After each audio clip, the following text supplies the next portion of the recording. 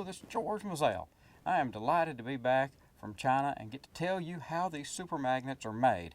I know for years I've been selling these magnets, and now I finally had a chance to bring back the technology and show you.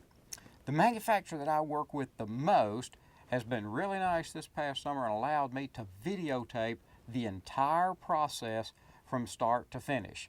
And that is going to be something very special, so everybody can now see the different steps and how these super magnets are made. As with anything, our first step is the ingredients. What do we start with? We start with iron, boron, and neodymium. That's the three main ingredients in the neodymium magnets. Now, if you will look, you can see these yellow buckets. The yellow-orange buckets that you see in the picture are full of all the different materials. Now, you can see these rods sticking up, and that's iron. As we take a peek inside the bucket, you will see some of the big brick-looking things of neodymium. That's the neodymium material as it arrives at the factory. All of these are going to be ground up and melted in the first step of the process. Each one of these buckets that you see could be different grades of magnet material. There's going to be a different chemical composition for an N50 than you see for an N42 or an N40 or an N35, and all of these different buckets represent what customers have requested before the process starts to turn it into the neodymium magnets. So let's take a look and see how this next step works. The next step in the neodymium manufacturing process is a casting process. And this is where the manufacturers use a large oven. Like you see here, this gray oven, as we see the door open up, this oven actually is a casting machine that casts the material at a temperature about 2600 degrees Fahrenheit, that's about 1450 degrees centigrade. At this point, the metals all mix together and they go through this process of creating small little chips. You can see in this bag, they look a little bit like silver cornflakes, but they're kind of large. And immediately upon leaving the casting machine, they're sealed up in these bags. At this point, the next step is going to be to further remove oxygen from them before the grinding process that turns them into powder. Now, at this stage, you want to really pay attention if you're a manufacturer to making sure you keep oxygen out of the process, because neodymium and iron both oxidize very rapidly. The machines you see in the picture are used in the hydrogen decryptation process. This is where oxygen is removed from the additional material after we've come out of those little silver chips. They use this process, and going through here, the hydrogen helps extract more of the oxygen. Next, it'll go into a step called jet milling. Jet milling is where it will be ground down into this really fine powder like you see here. The powder is then mixed to get a very homogeneous mixture and then bagged and ready to go to the molding process. Now we go from the jet milling process to the molding process. We saw the plastic bags full of iron, full of the neodymium powder. Now we're ready to make it into the design or the shape that a customer has requested, or at least the starting shape before the machining process. And we're going to see the workers now go through these machines. They're using these large rubber gloves that are built into the machine so that they can handle the powder without getting any air into the system. They weigh it out so that you can see the amount that they're putting in. The next step is going to be to press it into some little plugs. In this particular case, the time we're there, they're making disc magnets. They'll be taking these plugs, putting them back into these molds, as you can see.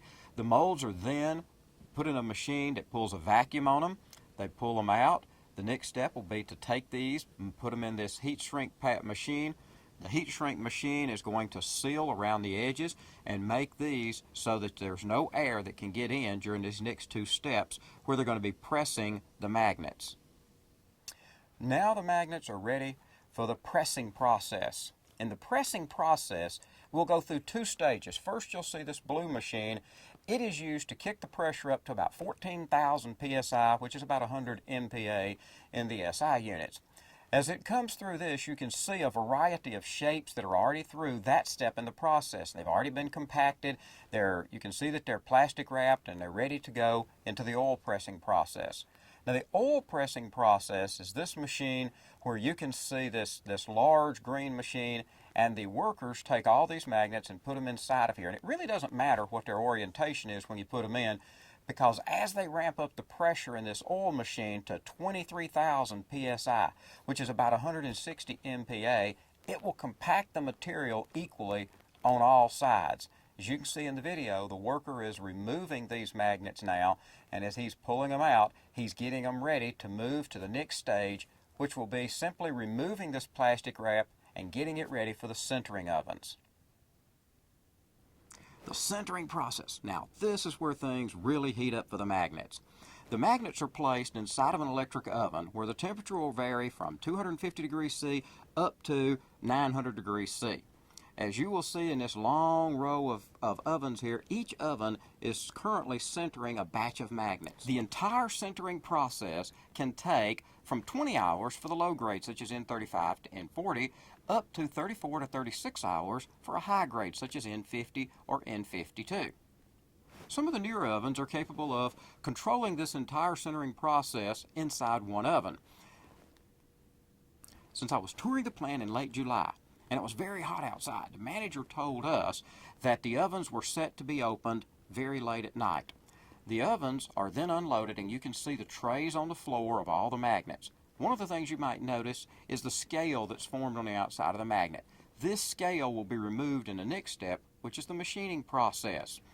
You can see also that the direction of magnetization has been marked on these magnets.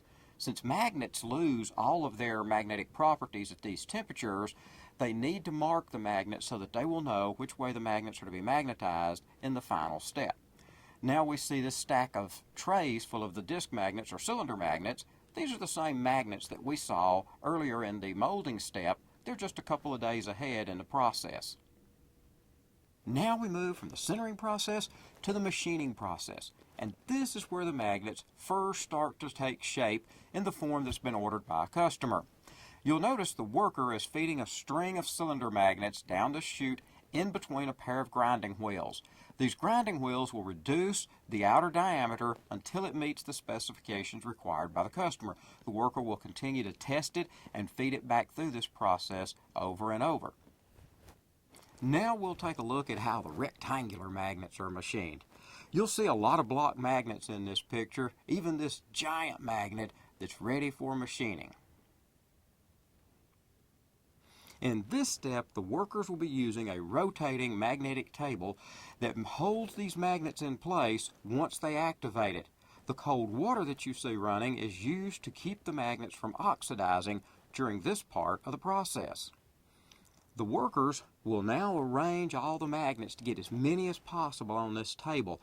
They also will take a great amount of time as this thing is going through the process and is grinding it off. They stop all the time and measure it to make sure that they're working their way towards the right dimensions. As you might imagine, it's a lot easier to grind a little bit more off than it is to add some back on if you've ground off too much. In this step, you see the large grinding wheel, and it is gradually lowered down closer and closer to the magnets until it begins to take off the high spots. Once it takes off the high spots, they'll just keep coming down and regularly measuring it until they see that it meets the dimensions that's required. Once this step has been completed on all the different sides of the magnet and everything looks right, as you can see, they bag them up, and now they're ready for the plating process and the coating process, which we will take a look at now. It is in the plating and coating process that magnets take on the appearance we're accustomed to seeing. It is also very critical because magnetic material, the neodymium in particular, will oxidize very rapidly. It is important to pick a coating that will help prevent oxidation. The first step is to clean the magnets. We'll be using an ultrasonic cleaning system to remove all the dirt and surface material off of the magnets before the plating process. The workers are mounting ring magnets on this rack to have it ready to go into the epoxy coating process. This is the large vat of black epoxy where the magnets will be submerged. The manufacturer also has the ability to coat with gray epoxy as well. Once the coating process is complete, the magnets are now ready for magnetization. It is in the magnetizing process that these pieces of metal are actually turned into magnets. This is where they will hit it with a very high strength magnetic field of over 2400 volts and 12 amps DC. This is the magnetizer that we'll be using and seeing in action today, as it's magnetizing these special arc segments to be used in a special kind of motor. Each magnet has been coated with a special color so that they can know which magnet goes in which place in assembly in this motor. With a lot of arc segments, they have to make a special custom magnetizing coil like the one she is using. The loud noise you hear is the capacitors discharging into the coils to charge the magnets. Notice in the inset that she has a foot pedal that she's using to activate the coils. These fans that you see blowing on the coils are used to keep things cool, because pushing this much electricity through the coils generates a lot of heat. Watch the magnetizer and see how quickly it charges to over 2400 volts.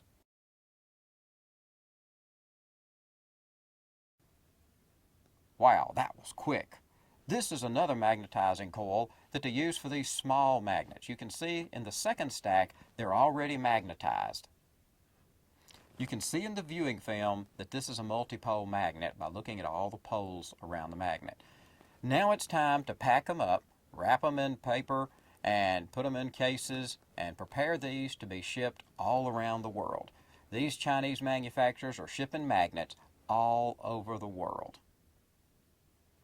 Well, that wraps it up. I sure hope that you have enjoyed this presentation on how these SuperMagnets are made.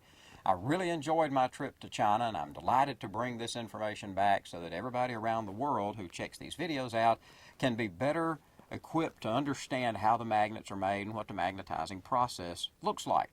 Now I'll be looking for you to follow up on some other videos. I'll be coming out with one soon on how the Alnico magnets are made, as well as how samarium cobalt magnets are made, and some other magnet videos that will be coming up soon. Thank you very much, and have a great day.